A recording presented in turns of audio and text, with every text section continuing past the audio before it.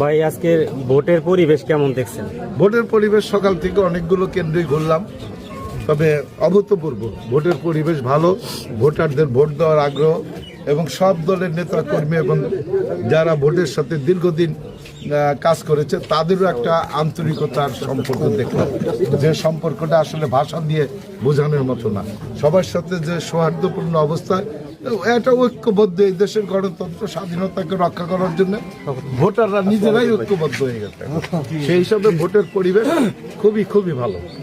ভাই জয়ের ব্যাপারে কতটা নিশ্চিত আপনি? জয়ের ব্যাপারে আমি শতভাগ নিশ্চিত, কারণ দীর্ঘদিন যাবত এই প্রান্তিক জনগণের সাথে আমার সম্পর্ক।